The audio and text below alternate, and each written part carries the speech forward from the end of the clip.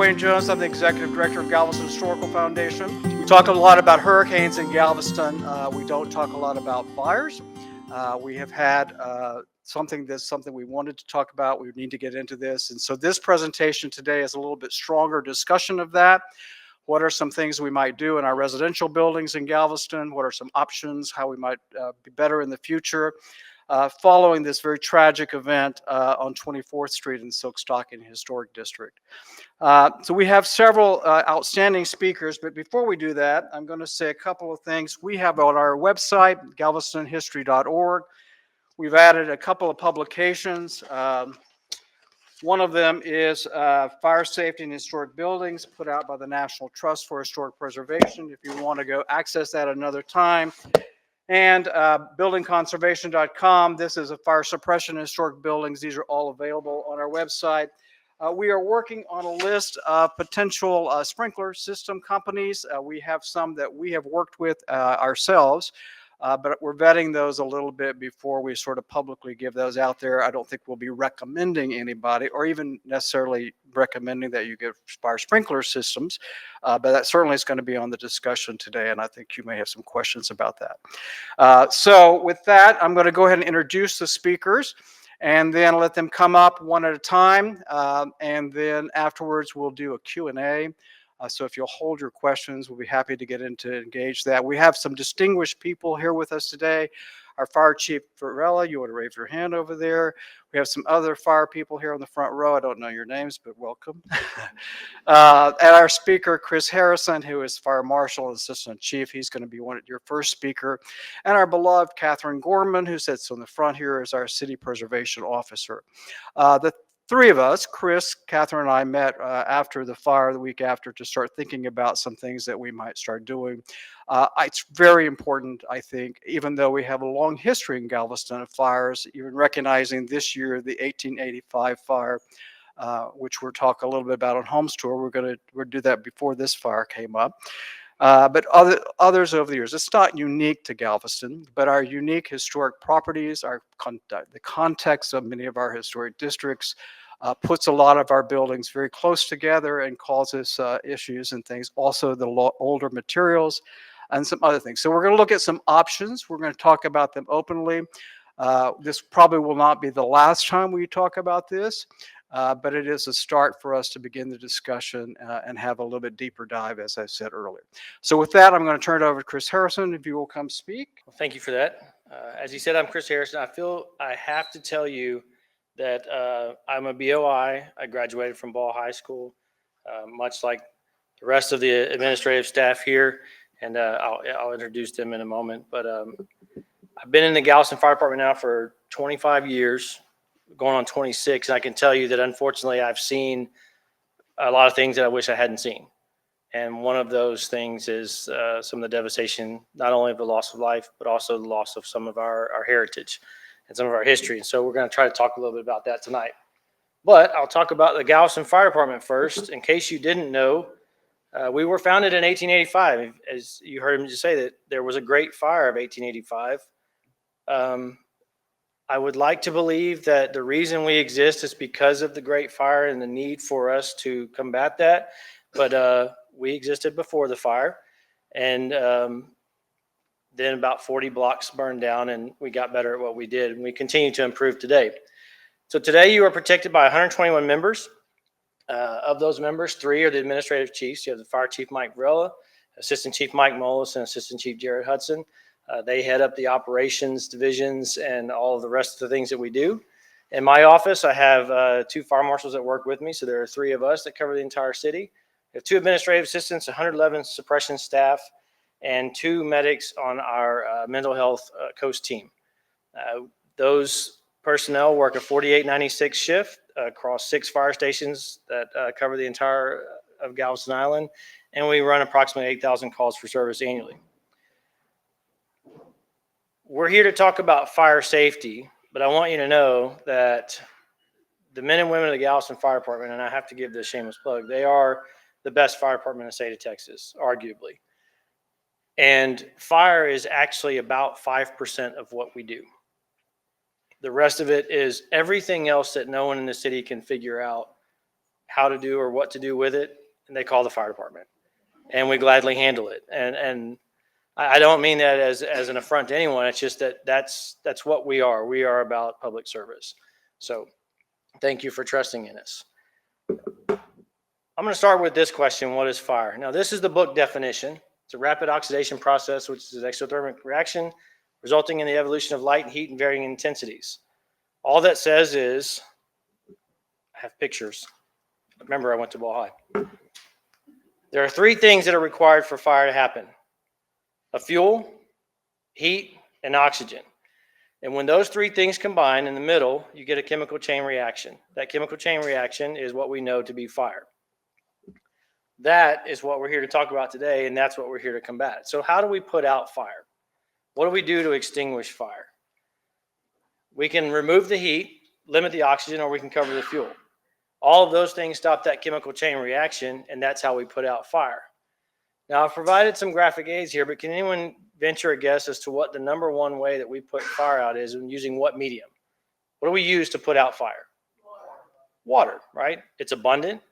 It's efficient at what it does. It's not the most efficient thing, but it's what we depend on to put out fire. And we use a lot of it. So when we talk today about fire prevention and fire safety, we're going to talk about how to keep fires from happening, but we're also going to talk about ways that you can essentially bring that little group of men and women right there into your house and have them hang out with you 24/7. So this is some fire data. Now, I was telling someone in the back earlier that I'm kind of the geek of the fire department. I spend a lot of time in books and numbers, and I'll apologize in advance for that. But I talk a lot about fire safety and numbers, and so this is the American fire experience right now. And what you'll notice is that now these trends are about 10 years out. It takes a long time for fire data to be parsed because the majority of fire departments in the United States of America are volunteer fire departments. And not all of those departments participate in the system that gathers all of our data to give us a picture of the American fire problem. But when it does, we end up with trends. Now, you'll see that the number of fires is up 9%. The number of deaths, unfortunately, is up about 15 or 16%. The number of injuries is down, but our losses are going higher. And that's not just because of inflation. Now, you'll notice a little asterisk next to loss.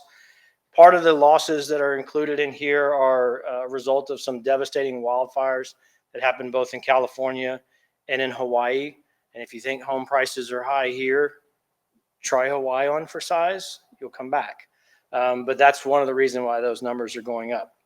Now, overall, if you stretch these trends out back 20 or 30 years, you'll see that versus then, we're getting a lot smarter about fire. But as a fire code official who is very interested in prevention trends, when we start to see a 10-year average of fires increasing and deaths increasing and losses increasing, that means that we're not doing something right. And you end up in a forum like this with me telling you things that hopefully you won't run me out of the room for later. So specifically on residential building fires, would anyone like to venture a guess of what the number one cause in America of fire is? And we'll narrow it down to residences. What do you think starts home fires? I hear wiring. I hear the kitchen. Space heaters, dryers. What if I told you this was not just residential? That those same numbers hold out about the same for commercial. Now, I'm not telling you to go out and eat all the time. I'm just telling you to be very careful when you're cooking. The majority of those fires there are unattended cooking. So we have busy lives, right? You start a meal. Maybe you come home at 2 o'clock in the morning and decided to start a meal. That happens as well. And then you go move on to something else or fall asleep. Next thing you know, that there's a fire. So almost half. Next is unintentional or careless fires. Now this number is alarming and concerning because this is not entirely an American thing, but this is mostly an American thing. We're one of the only nations where it's okay to have an accidental fire. I made a mistake and seriously injure or kill someone, and it's okay. And that's the reality of it. If you ever want to spend some time reveling in our carelessness, there's a young lady by the name of Vina Drennan, I think her name is. Her husband was a New York firefighter. Someone was moving in New York in and out of an apartment, left a pizza box on the stove, and the pizza box caught on fire. And her husband and 2 of his firefighters died. And it was an accident. And she has a hard time processing that. She's got a wonderful story, forgiveness and recovery. But that's another testament to kind of who we are as Americans. Now, you'll notice the discrepancy there. I'm going to give you the 4 largest causes of residential fires, but we went from almost half down to under 10%. Next one is heating. We'll talk a little bit about heating fires. And then after that, you're right around 7% of electrical malfunctions. All of these things are preventable, though. And that's why we're talking about them. And I hopefully give you enough information or pique your interest enough to where you can come back and ask us about them. So how can you protect your home? Now, we're going to jump right in, and I will apologize because I am going to suggest that you do something. And it's something that is expensive. But if we really want to know how to stop fires, the number one way that you can stop a fire from damage, the number one way that we can stop injuries, and the number one ways we can stop fire deaths in America is by installing fire sprinklers in a home. Now, I realize that is a very expensive proposition. And I think that there are some people that may have some information about that later or are working on something. But one of the very important things to remember is that I'm telling you how you can do it, but that doesn't mean you have to do it. And the reason I put the Otto Amendment in parentheses is if any of you follow the state legislature, he's now passed, but State Representative Otto in 2009, whose largest donors are the builders and home realtor associations in America and Texas, he floated a rider on a plumbing licensing bill. Now, if you know how the legislature works, there's bills and they all go around and shake hands and they get people to agree with their positions and then they get enough votes to pass the bill. Well, this particular bill covered plumbing licensure. The professional licenses it's required to be a plumber. But this little rider that was put on the end of it in September, when the bill became law, was retroactive to January. And in the state of Texas, it is now illegal for any municipality to require you to put fire sprinklers in your residence. So I heard earlier that, maybe we were going to come here tonight and tell you you had to do something. I'm telling you, you should. And it's a very good idea, but I'm also telling you that you are not required to because this amendment. Now, if like me, you disagree with this amendment, please feel free to call your legislators and have them change this. But I will also tell you good luck. It's been in law since 2009. There was a large push in 2017 to repeal it. And well, here we are still under the Otto Amendment. So, number one way, install sprinkler systems. We're going to talk a lot about sprinkler systems, but I'm going to move past that right now. Second way is to install smoke alarms. If you can't have the fire be put out for you, you could at least be notified of it, right? Early warning and notification. Hurricanes. We are all familiar with hurricanes. We are all familiar with how in 1900, one of the reasons it was so tragic was we didn't know it was coming. Now you get up to the minute warnings and notifications, and if you're one of those people who likes to leave at the very last minute, you can choose to do so.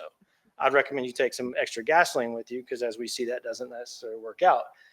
But you can install smoke alarms in your home the same way to get early warning notification of a fire. There are different types of smoke alarms. There are smoke alarms that work on ionization or photoelectric. I won't get into the weeds with that, but suffice to say, there are many, many different types of technology. There are wireless smoke alarms. There are smoke alarms that will hook to your residential fire alarm if you have one of those as well.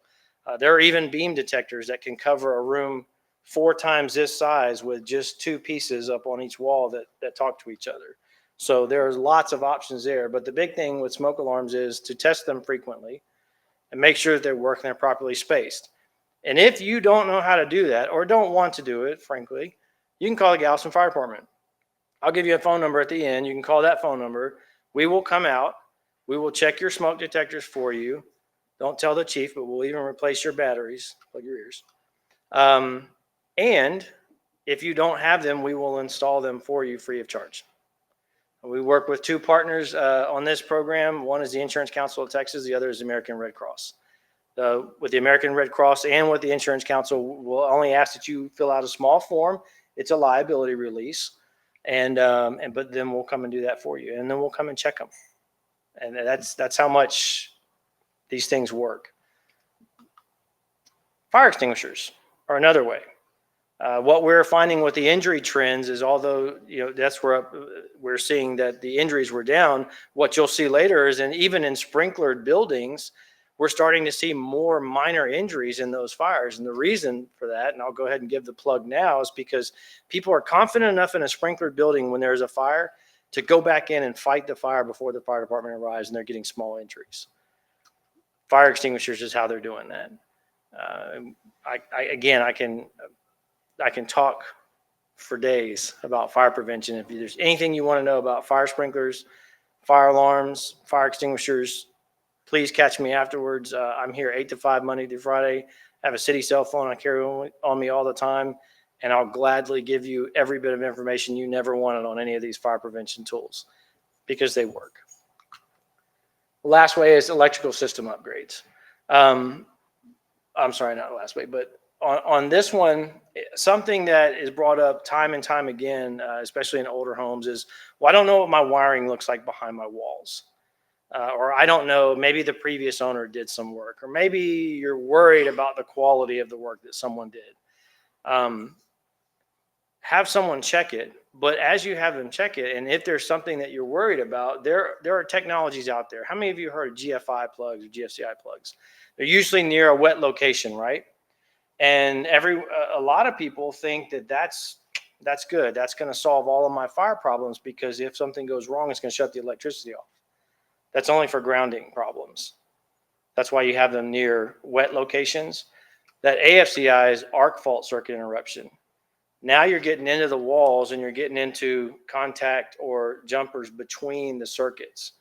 Now you're looking for arc faults that you can't see that are somewhere in the system, and that will shut the power off. And then another one is surge protection. I know we never have any issues with power around here when it's windy or raining or cloudy or a day that ends in Y, but surge protection can be a thing because it will knock down and send to ground all that extra voltage and current that's going through your lines. All of these systems can be installed on your current wiring. And to be honest, the number one reason that we hear for people not wanting to install these is because these stupid things that I put on there, they keep going off and shutting my power off. In my world, we call those clues that there's a problem somewhere that you should probably have someone go and look at. Now, I don't know about you guys, and I don't like electricity, and electricity doesn't like me. Electricity and water don't really mix. And electricity and knocking holes in walls and stuff don't really mix, because we get into things sometimes that bite us back. So anything that we can do to keep from having to deal with electricity, I'm all for it. But if you have a problem with your electrical system, a light switch that doesn't work, or man, I don't know, it just keeps my plugs keep going off. Maybe have someone come and check that, and then talk to them about some of these things that you can do here. And then having a plan. Enough can't be said about thinking about things before they happen. It's not pleasant. It's not something that we normally do. We're not wired to do it. How many of you have a security system in your home? How about home generators to keep the power on, or access to a generator to keep the power on? See, we tend to worry about the things that are directly in front of us. Like, we worry about our safety and security. I'm worried about my family at home, my wife and my daughter. Something going to happen to them when I'm not there to protect them. Are they going to have power when I'm at work dealing with some kind of emergencies? But we tend to forget about what happens if my home catches on fire. What if there's an event like that? Is my family prepared to deal with that? Are we prepared to leave everything behind and get out and not go back in? We did a great job of this. I'm quite sure if you went to school in the United States of America, you remember doing fire drills. Am I right? Fire drills, you lined up, you walked orderly out of the building, you got outside, teachers made sure everyone was there, and then eventually someone told us we could go back in. Having done that over and over and over again, did you ever question yourself of why we do this because we don't have fires in schools? Was that ever a thought that ever crossed anyone's mind? We have hundreds of fires in the United States of America in schools every year. Hundreds. But hardly anyone is injured or killed because we have a plan to get out and we practice it regularly. And so that's a thing that you should have at yours as well. There are plenty of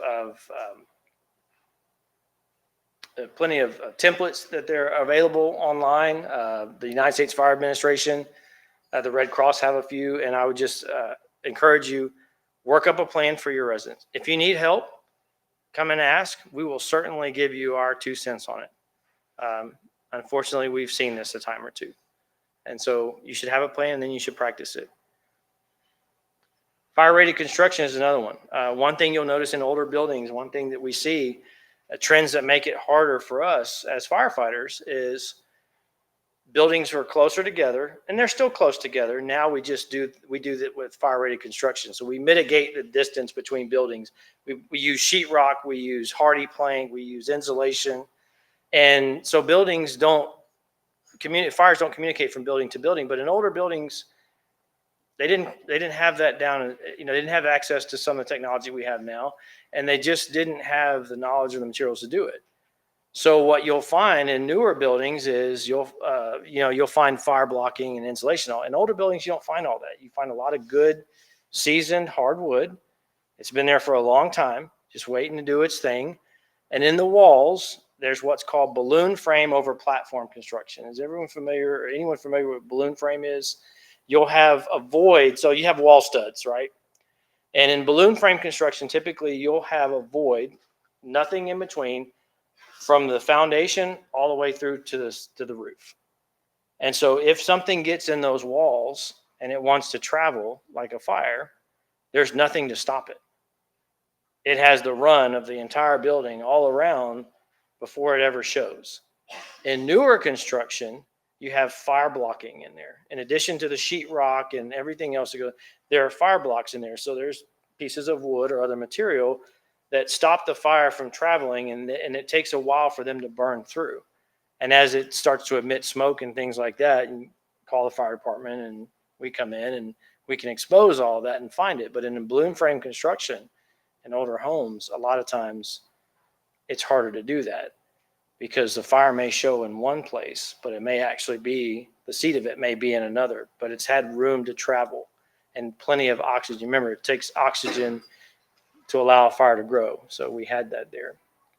Exterior windows, and doors and windows, and then insulation. It was asked early on when we started talking about this, was there a way to insulate a historic residence the way that we insulate newer residences? And absolutely there is, but it literally is deconstructing a wall, insulating behind it, and then reconstructing the wall. As you can imagine, that could be quite the costly venture, and it could also potentially ruin the aesthetics or whatever. But where there's a will, there's a way. And so we list that as an option. I'm just aware that it might not be the best option. And then maintenance. All of these are systems, right? Everything in our home is a system, from the building itself to the wiring, the plumbing, the HVAC, even the things that you do inside of your home, the creature comforts that we have. Those systems need maintenance. If they start to break down, call a professional in. I'm not going to try to rebuild my roof, right? I mean, I'm sure I could probably mess that up pretty good, but the windstorm would disagree with me. Tax department insurance wouldn't give me a certificate. And then when something goes wrong, I have nothing but myself to blame. So I prefer to I save up the money and call a professional when I have an issue. Now, do you have to make a decision whether you want to do something that you wanted to do versus fix a problem? The joys of home ownership, right? Maintenance is a big key, and that's how you can protect your home. I'll jump back on again, we talk about statistics, and we'll jump into kind of the meat and potatoes of sprinklers, if you will. But the fire marshal's office, I have to go back to kind of what we do. We're the only department in the city that fights fire. Because everyone, I mean, it's kind of in our name, right? And so that's what we do. And in the fire marshal's office, we get our way into buildings, as many as we can, and we inspect them. We try to catch issues at construction all the way through maintenance. Now, as you'll see from the statistics here, and this is a snapshot of 1 year, but this kind of holds true with the trending that we're seeing. You'll notice that apartment buildings we get into. Now, apartment buildings, most newer apartments are required to have sprinkler systems and fire alarms and fire-rated construction and all of that. But when apartments were booming in the 60s, 70s, and 80s, they weren't required to do those things. And many of those apartments are functioning just fine today. And you'll notice that 11% of the civilian fire deaths in the year 2023 were in apartments. Now, if we exclude vehicles, though, and we'll focus specifically on this one, non-residential structures. So read that as commercial structures. If the fire marshal's office gets into buildings and the fire department, we go and inspect these buildings, and we, no pun intended, hold their feet to the fire of the fire code and make them do things. 4% of our deaths in America from fire happen in commercial buildings because they're held to a higher standard. But this one right here, that should scare you. It scares me. That's what keeps me up at night.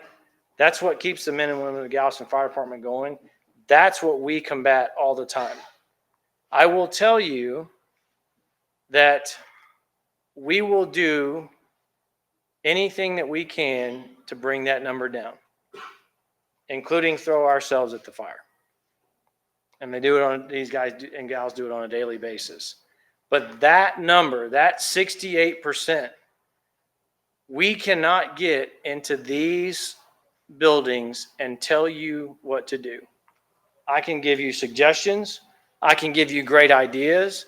I can give you anecdotal stories of all the death and destruction that I've seen in the last 26 years. And it can go in one ear and out the other because there's no law that says that you have to do any of this. Now, there would have been, had there not been the auto amendment. Since 2008, in most cities across the United States, if they adopt a model code, you've been required to put sprinklers in your home. And what they found in places like Scottsdale, Arizona, and I still didn't look up that place. I think it was in Ohio. I apologize for not being prepared for that. But they enacted sprinkler ordinances in Scottsdale, Arizona. I think it was back in the 80s. And they saw subsequently their fire numbers drop for deaths and injuries and loss. They've retrofitted many of their older homes, but I can't tell you to, but I can tell you it's a real good idea.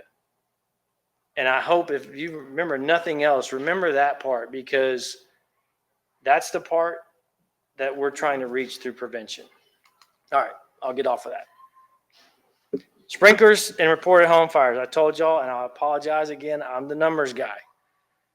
I won't sit here and read all this to you. All I can tell you is a fire sprinkler in your home does way more good than not. And this second bullet point, that 68% that we saw, 1% of the total, not of that 68%, 1% of the total of fire deaths in the United States of America happen in sprinklered residences. 96% of those fires stay right where they're at when they started before we ever get there. And if you actually parse this data all the way out, over 3/4, if not closer to 90% of those fires are extinguished by one or two sprinkler heads prior to the fire department even arriving. And they use water. So let's talk about sprinklers. Does anyone have a story that they've heard about sprinklers negatively that they would like to share? No one? How many have seen a movie when it involves sprinkler systems? And typically it's your action movie where a guy wants to get somebody to come out of a hiding spot. He's like, I know what I'll do. I'll shoot the sprinkler right here and it'll drive that guy out of that room over there. It doesn't work like that. If you know, and again, I come by the office, we have coffee all the time, and I'll show you a sprinkler head and explain to you how they work. But essentially, each sprinkler head is a little firefighter. It's got a little glass bulb on it, and the temperature at that sprinkler head has to get to 155 degrees for that sprinkler head to go off. And it flows on average between 10 and 20 gallons a minute. And then if the fire grows, or it keeps growing, which typically they don't, we saw the numbers, right? Then the next little bulb pops and that one will go off and it contributes its 10 to 20 gallons a minute to it. And it only does that as long as the fire is growing. But typically what we see is less than 5 heads, and more likely it's 1 or 2, 20 gallons a minute. And in a little while, I'll tell you what a firefighter will do when we enter your house. And I don't mean that disrespectfully. It's just what we do. So no, they don't all go off. Each one goes off on its own. Now there are sprinkler systems where all of them will go off. You find them in large warehouses that deal with hazardous materials and all. And we don't actually have any of those in Galveston. Sprinklers will leak and cause water damage. How many of you have plumbing in your home? Right? Residential sprinkler systems are installed with CPVC piping. It's a different color. It's orange because it's manufactured to withstand a little more heat and pressure, but it's the same CPVC piping that you have throughout your home now. It runs tandem with it right along, and it runs on the same water pressure as your normal tap that comes into your house. There's a possibility that given flow, you might have to upsize from a 5/8 inch meter to a 1 inch meter, which will cost you a little more. But it's the same piping. If you're not worried about your plumbing leaking all the time, then you don't have to worry about sprinklers leaking all the time. And if you happen to want to rip out the entire inside of your house and redo it, and you've heard of PEX tubing, there are systems in the United States now, especially in Texas, that allow a plumber to install a circulating sprinkler system to where the same water that goes to your faucet is the same water line that feeds your sprinkler system. It's planned by a sprinkler company, but it's installed by a master plumber. I have not seen one of those in Galveston yet. So feel free to be the first one and help me learn a little bit more about them, but it's an option. This one was puzzling to me, but this is something that I've heard many fire marshals say over and over again. And it kind of stems off of the sprinklers will leak and cause damage part. You ever gotten an important document or a picture or a rug or anything, your car seats? You ever gotten them wet? What'd you do afterwards? I heard clean them, dry it out, right? We can't unburn anything. I wish I could. I wish I had a time machine. I wish I could undo all the things that I've seen over the last 26 years, but I can't. But we can dry out water damage. We can't dry out, or we can't unburn things and reverse fire damage. It just doesn't happen. Sprinklers are freezing in the winter. Again, I'll say if you're not worried about your pipes freezing, or maybe you are, there's ways to drain these temporarily. There's also ways to insulate them. The options are there are dry sprinkler systems that will fill the pipe with air and hold back the water. There's antifreeze sprinkler systems. There's pre-action sprinkler systems that work in conjunction with the fire alarm. Where there's a will, there's a way for you to protect your house from sprinklers, or with sprinklers. Sorry, don't want to protect it from sprinklers. Touche. But they will absolutely not freeze in the winter if you maintain your system.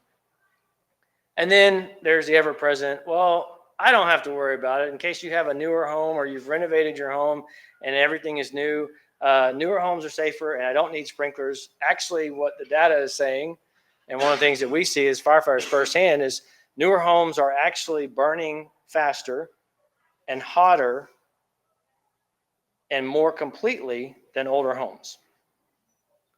Because older homes, as you know, were designed to breathe, right? They're drafty. Some people like that, some people don't. But newer homes, you burn something in the oven in a newer home, and you'll smell it for days, if not weeks, because they're nice and sealed up tight. We keep all that nice smoke inside. And then Americans, we also tend to subscribe to a theory called death before discomfort, because we like to be comfortable, right? We like big, plushy chairs and nice carpets and all that are made out of expanded oil byproducts that burn with thick black smoke and emit things like phosgene gas and cyanide gas and all that. So no, newer homes are not necessarily safer. I'm not saying if you own a newer home, get rid of it and buy it. Look, you can make anything as safe as you want it to be. It's a function of how much you're willing to sacrifice to spend on it. But newer home, just because it's a newer home doesn't mean it's safe. All right. Oh, also I have smoke alarms. You actually need both. I'll show you some statistics on that here in a little bit. So smoke alarms. We'll get off of sprinklers in a minute, talking about smoke alarms. We talked about how important they are. We talked about the fact that they will let you know that there's been a fire. 74% of all reported home fires had sprinklers in them. Smoke alarms in them. They accounted for 43% of this. In 16% of the homes that had smoke alarms in them, they didn't go off. But the reason they didn't go off is because we had either taken them down because those stupid things keep going off every time I sneeze, or I needed the batteries for something else. So we even tried to fix that as a public safety consortium. Now, if you get smoke alarms from the City of Galveston Fire Department, they come sealed with a 10-year battery inside of them. You literally can't take them apart to take the batteries out of them. Once we put them up on the wall and pull the tab, they're good for 10 years. To that end, though, if you happen to have hardwired smoke detectors or you have battery-operated smoke detectors, they are also only good for 10 years. They have a born-on date on the back of them. Take them down, look at the back. If they're past their 10-year life, get rid of them. Run down to Chalmers or whatever your favorite hardware store is and buy you a new contractor pack of them. And if you need help putting them up, except for the ones that are wired in your electrical system, because I don't like electricity, but we will help you install them. Now, to show you how efficient smoke alarms are, in half of the fires, 50% of the fires where there were smoke alarms present, we saw a lower death rate. That's a big number. Half is a huge number. What about that one?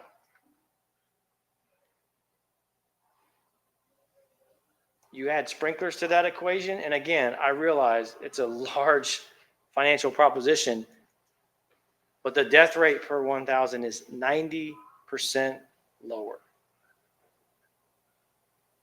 Please, make my job harder. Make us find other things for firefighters to do. Please. But the numbers don't lie. So, what should you take away from this? And I apologize, I see I've run way long. Catherine was right, I talked forever. Fire is everyone's fight. It's not just the fire department. I'm asking you to be an advocate. Consider some of the things that we've said. Talk to sprinkler companies. Talk to your neighbors. Talk to some of these people that own buildings that say, oh, sprinklers and fire alarms are going to ruin the aesthetics. How many have been to the Moody Mansion? Beautiful building, fully sprinklered. You ever visited First Presbyterian Church? Fully sprinklered. You can't even tell that they're there. Even in the fellowship hall where they have a tin ceiling because they centered all the heads. The Mansard House over on 23rd Street, which is now a bed and breakfast, fully sprinklered. There are just so many options out there, but the only way that we get this message out is if you help us. And you just consider it. Again, no one's coming here to telling you have to do anything. This is Texas. We're just close to the United States of America, right? And by God, we do things the way we want to. Your home is your castle. You do what you want. but there are ways that we can make it safer. You do have options. Sprinklers and smoke alarms are the best of those. And I can't tell you enough, if you've got a problem at your house, something that just doesn't seem right, something's not working right, or even a neighbor's house, go knock on their door and be nosy and tell them, hey, I noticed that light keeps blinking on the porch. Let me either help you change it or suggest an electrician to come and help you fix it. But talk about these things, because there are ways that we can lower our fire risk in the city of Galveston, especially in our heritage properties that we want to protect. Thank you. Thank you. Thank you for your time. Thank you for listening.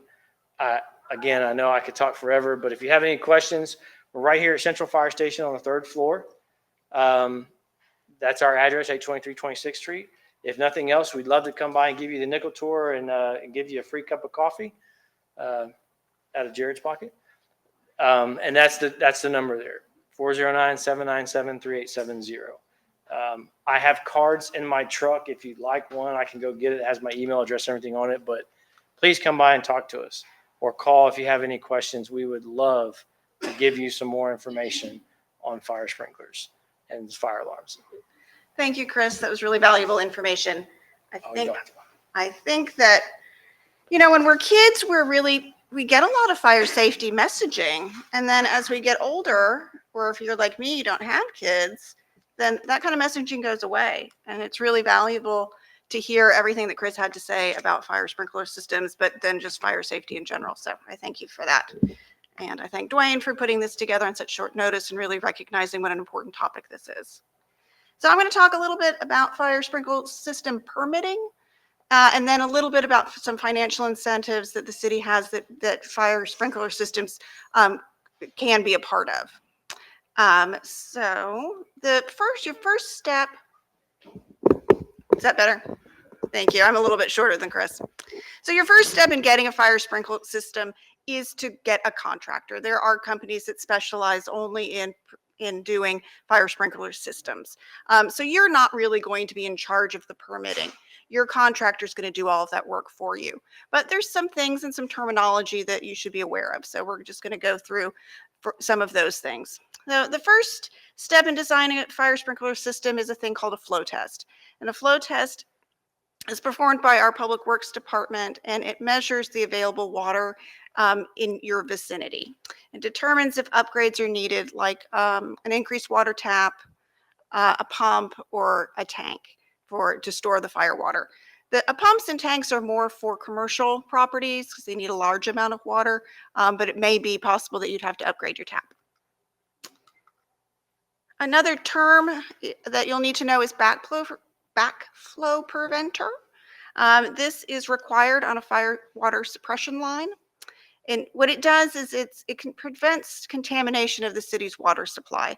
So if it's a one-way valve, if there's a sudden drop in pressure, contaminated water could come from your fire line back into the city's drinking water. We don't want that to happen. It can be contaminated with rust, stagnant water, chemicals.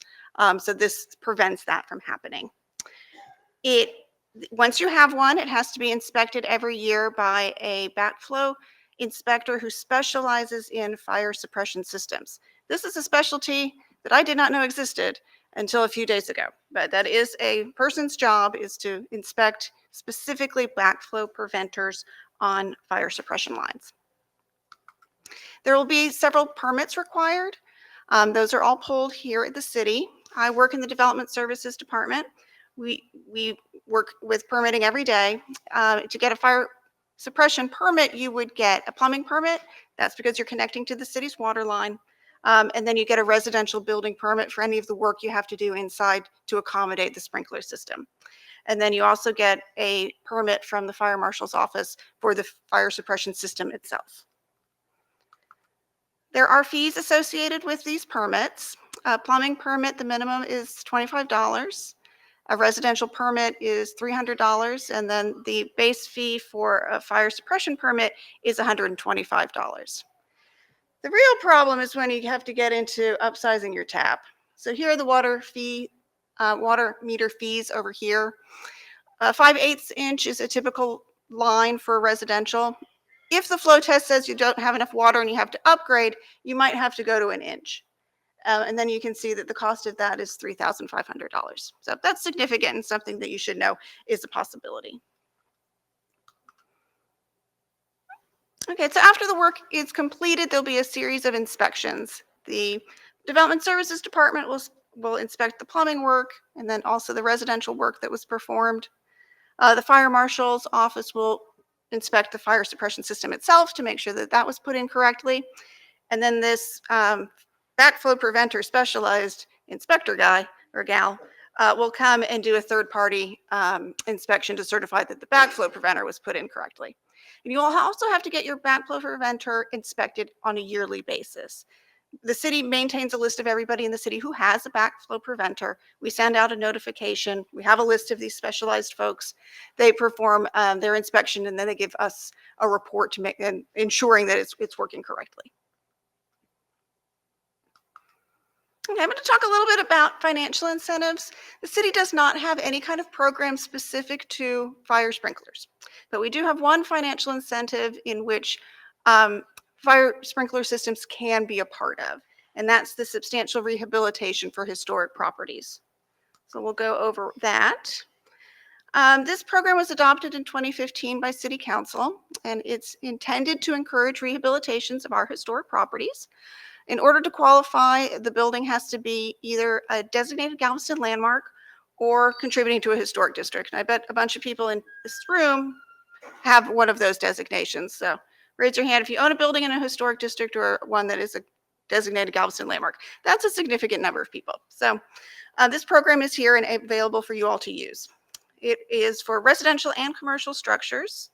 The qualifying requirement is that the property owner has to invest at least 50% of the value in the property in improvements that improve the length of the building, the life of the building.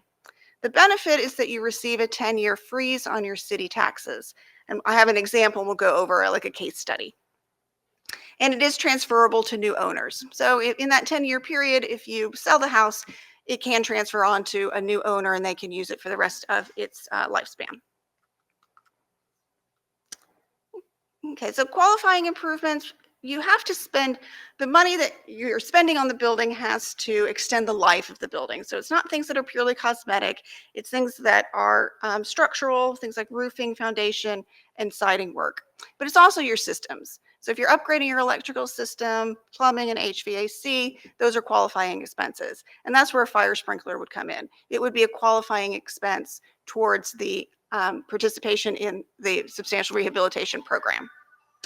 We can also count energy efficiency improvements and then also your own work. So you can count your sweat equity, you can pay yourself for the work that you're doing. Okay, and these are the steps in the program. The first step is called tax eligibility. You submit a form to the HPO, the Historic Preservation Officer, that's me, with a budget and a scope of work. So we review the scope of work and we make sure that the items are qualifying items, and then we review the budget to make sure that you're meeting the threshold. Then you go off and you do the work. There's no time period for that. You can take as long as you'd like.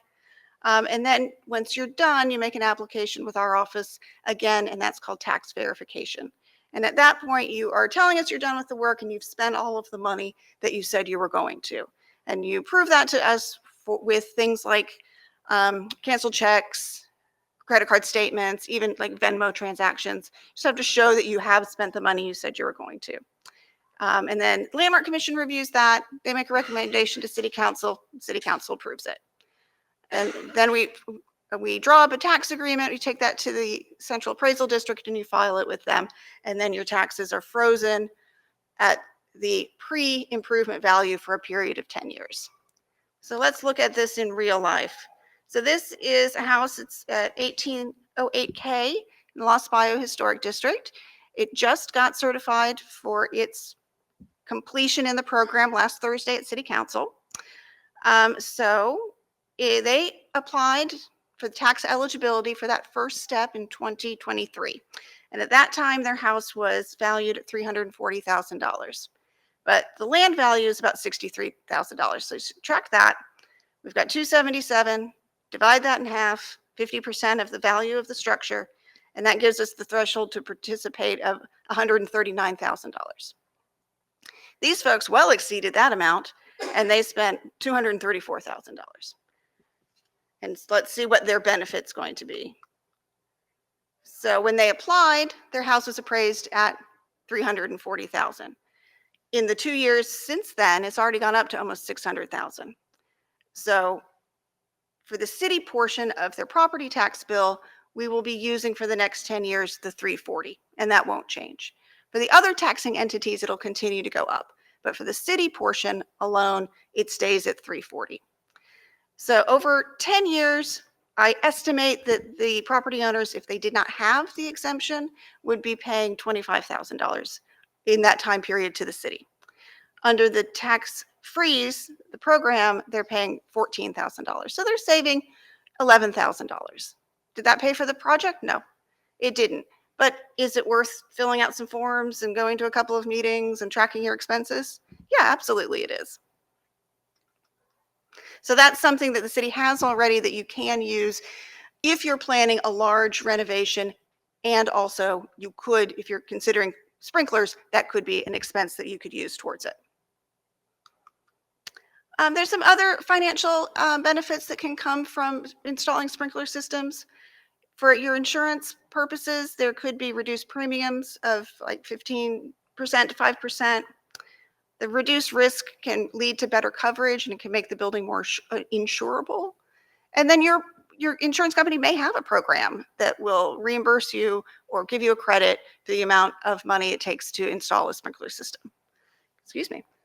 And as Chris was telling us, there's such reduced fire damage cost that if you do have a fire, that a fire loss with sprinklers is so much lower than with homes without. So you have lower repair and replacement costs, you have a shorter recovery time, and then, importantly, you have fewer loss of your contents, the things that are really irreplaceable. So, and then it could just be that if you go to sell your house, you have a sprinkler system, people could find that really attractive. It could increase the building's marketability. So it could be marketed as safer, more resilient, and it could be really attractive to safety conscious buyers, people with small children, elderly people, people who are attracted to that. So that can lead to higher resale values. Okay, so here's my contact information. I am Development Services. We're in the Public Works facility over at 30th and Market. It's all my contact information. So I'm happy to talk to you all about historic preservation or any kind of permitting questions that you might have. Thank you both. Very happy to have you guys here. Very